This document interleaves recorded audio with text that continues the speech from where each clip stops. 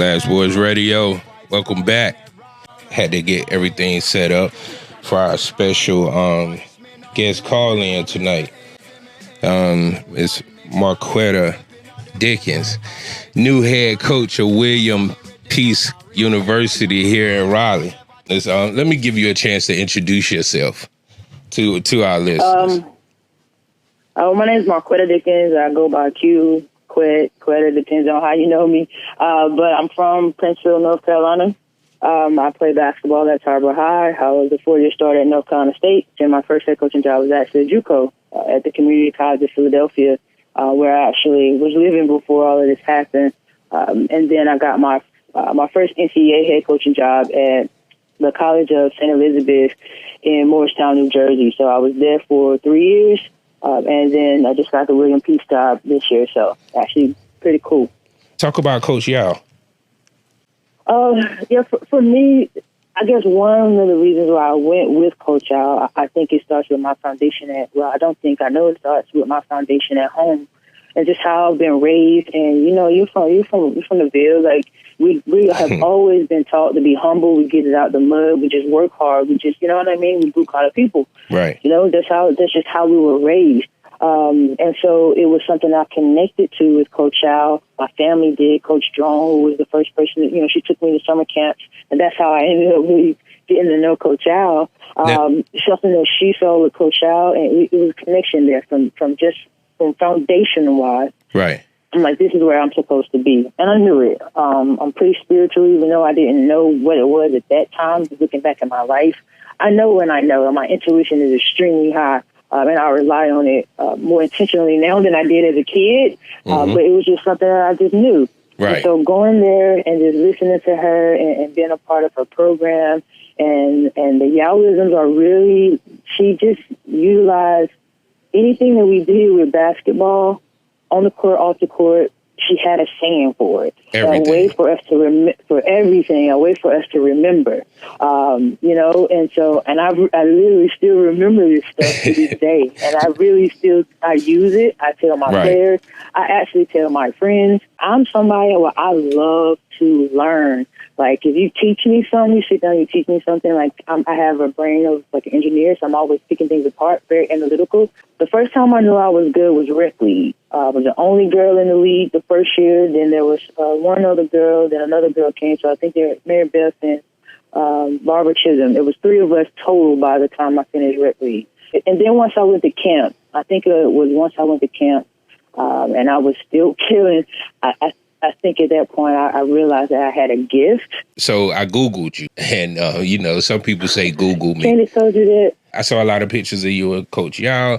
I saw a lot of pictures of you just doing your thing in basketball. And like I said earlier, before you got on the call, I said that I think that your path may have been a little different if it was men's basketball versus women's basketball. I think no doubt. I think a lot that people don't know about me is just me as a person. Is I sacrifice a lot, you know what I mean? And so me going into state as you know, one of the top guards in the country was great. I had a very successful career, but my sophomore year I didn't play guard. I played the 4 in the ACC. Okay. But I was willing to take that hit for my team. Not caring, not knowing what it would mean to me, my career, my game. I didn't think about any of that. I didn't care. Right. And obviously it didn't stop me. I'm still successful. But at the end of the day, that's kind of, for me, what it was. I don't know if it would be different if I were a guy or not. I think it would be different if I was a different person. If I had a different mentality, you know, and things like that. If I had maybe went somewhere where the focus was on me so I can get that shine, I can get the highlights, and so ESPN can notice me, then maybe it would have been different. But I don't need that. That's not who I am as a person, so I'm cool with it. According to what I read, ESPN is paying attention to you. I mean, you was just in, you was quoted in ESPN, on ESPN website back in February of this year. And you haven't picked up the ball and dribble as a player in a while, right? Yeah, no, since 2000, I think 2009, I believe. Okay. How hard is that workout? In terms of basketball workouts? Well, just to keep your same physique. To be honest, I don't really work out. This is genetics.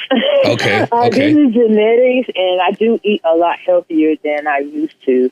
I had to change my lifestyles in terms of eating and things like that. I do still get out and play with my team, but in terms of a everyday workout routine, I do not have. I want to establish one, but I don't currently have one. What's your first plan of action when you arrive at William Peace in this new role? And are you going to bring the 5-day workouts here too? One of my first things is I'm all about building relationships. So I'm going across campus, introducing myself to people because I didn't get a chance to do an in-person interview. So I'm building and cultivating those relationships day one with people on campus and my players. So that's first and foremost for me. That's foundational. In terms of the 5-day, Yep, that's my philosophy, and I'm sticking to it. I don't have a reason not to. And people ask, like, am I doing that because I'm Division III? Like, no, I'll do that Division I, 2, or 3. It's just my philosophy. People thought Phil Jackson was crazy. I really kind of have the same philosophy, because it's things that work. So just because we're not physically practicing for 6 days doesn't mean we want to practice something for 6 days.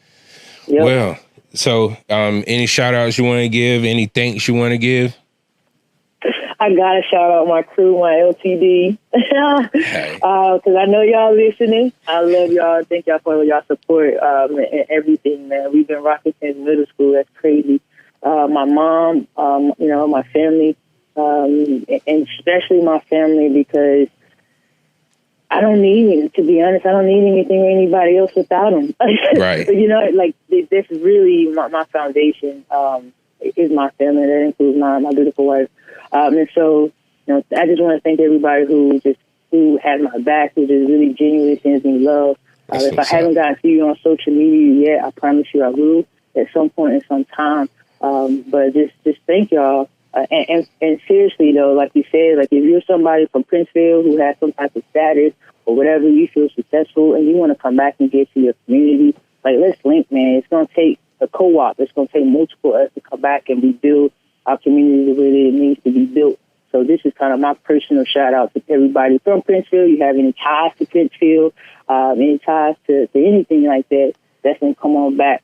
And my last shout out is for William Peace University that made all of this happen and made all of this a possibility for me. So that fan base, the staff over there, the players first and foremost, look, just know you're going to get my all 110% because I couldn't be here to really give back to my family and give my family opportunity to be a part of my career. Again, if you all didn't give me the opportunity. So I'm grateful for it. And I promise you, I'm going to put my all into it. And I'm looking forward to having a huge, successful career there. And the players going on to do amazing things out in the world, off the court. Your Instagram one more time. Instagram is Marquetta Dickens. That's MarQuetta. Last name is Dickens, Dickens. That's the same on Facebook. You can find me on Twitter at Coach Q. So that's Coach_Q_. All right. Glass Boys Radio, Oak 93.5. Thanks. Thank you. All right. Take care.